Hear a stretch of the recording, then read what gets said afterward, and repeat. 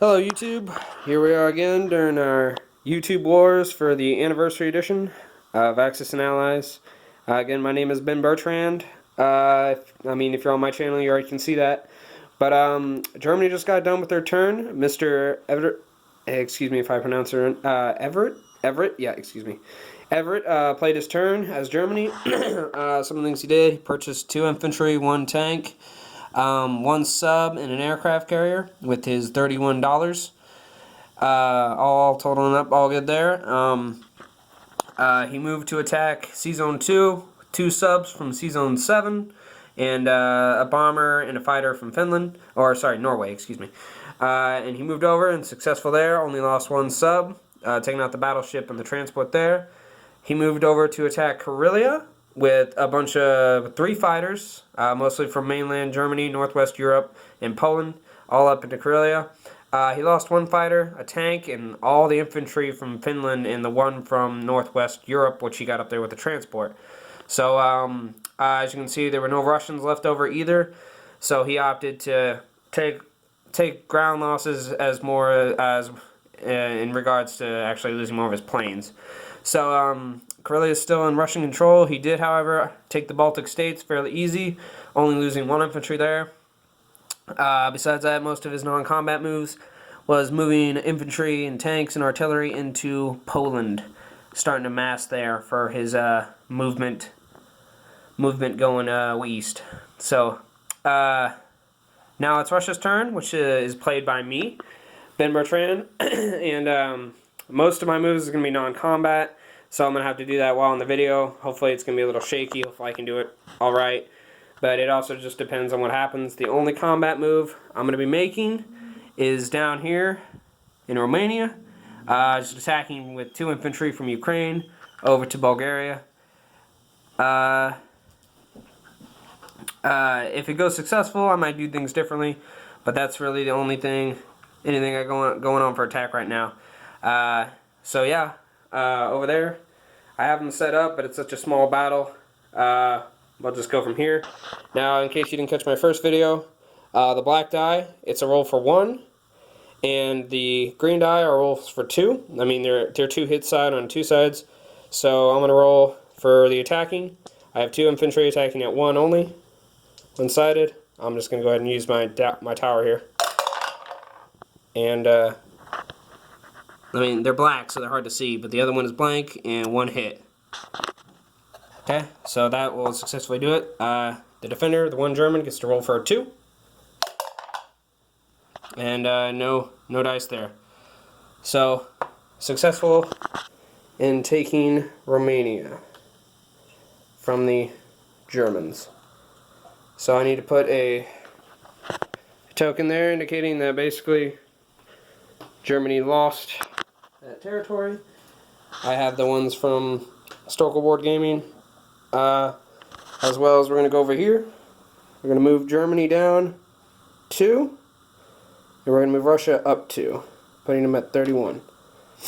Alrighty. Oh, I apologize. I purchased with my $30 even. 4 tanks at 5 apiece, coming up to 20. And 1 fighter at $10 for my purchases for mobilization. Here's the cash over here if you want to take a look at that. But first I gotta do all my non-combat moves. This is gonna take a few minutes because with Poland taken I can do a few things different. I'm gonna basically move infantry over here to Ukraine. I'm gonna leave 1 infantry here in East Poland, move him down to Ukraine like so. Eastern Ukraine, move him into here. The same with this guy right here. I'm gonna leave 1 here. And I'm going to move this piece back to Archangel. Actually, yeah. Yeah, no, actually, I'm gonna move Belarus's guy. I'm going to move 1 into Karelia. Just because I don't want it to be a freebie. I want to make it as challenging as possible for him. As far as most of my units here in Russia, I'm going to move these guys all into Eastern Ukraine. So 1 tank, 1 artillery, and 3 infantry. As far as these guys, I'm going to start moving them west. These guys are going to move into Kharkiv, so the south, right here. And then these guys over here are going to move into Russia. And then over here, because I definitely don't want to forget about this front, though they haven't played yet, Japan is still a big part of this war. I'm basically going to turtle my forces going right here, because I don't want to, you know, plane is pretty risky to go up against, as well as he can land all up and down this coast zone. I don't want that. So one IPC ain't really too damaging for me. As far as that goes, that's mostly all my non-combat moves. I can't forget about the lonely submarine that Russia gets. He's going to move 1, 2 into this sea zone. He can, because they're both subs. It's non-combat. Even if I did initiate combat, both subs would essentially just submerge themselves. So there's that there. So that was pretty fast. A recap real quick of what happened is I rolled for battle here. My 2 infantry were successful in taking out the 1 infantry there in Romania, thus earning us 2 more IPCs. I moved units from SSR up tier to Kharkiv, or Stalingrad, whatever you want to call it. I moved all of Stalingrad's forces up to Ukraine, along with 1 infantry down from East Poland. These units are all from Russia, coming over here to supply Eastern Ukraine. These units come from, I can't pronounce that, so you can read the name though, but I can't speak it, I'm sorry.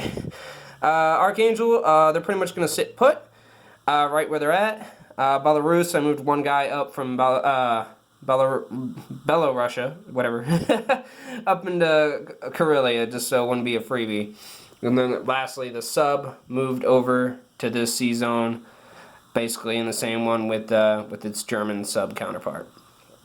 As for my purchases, my 4 tanks and 1 plane, I'm going to put the plane and 1 tank into Russia, directly, big ol' Russia with Moscow. Alright, and then my remaining 3 tanks, let me take my tanks over here, grab 2 grade ships, and I'm going to move them right here into Stalingrad, or whatever you want to call it, Kharkiv. And that's my movement. So my 1 tank there, 1 plane in Russia, and my 3 tanks there. This video is a little faster than the German video, mostly because I don't have planes to move around. I don't have as much landing I need to do or anything like that. It's just straight up infantry, moving, and tanks. So, and that'll be it for about my turn. As for cash, with 1 national objective, plus $31, yes, it should be come out to $36. So there's $25, $30, $35, $36. There's my cash earned back, and none of the states have changed. The 1 national objective I earned was for having no other units in Russian territories. Any questions? Hit me up. But yeah, that's it for Russia's turn. Next up will be UK.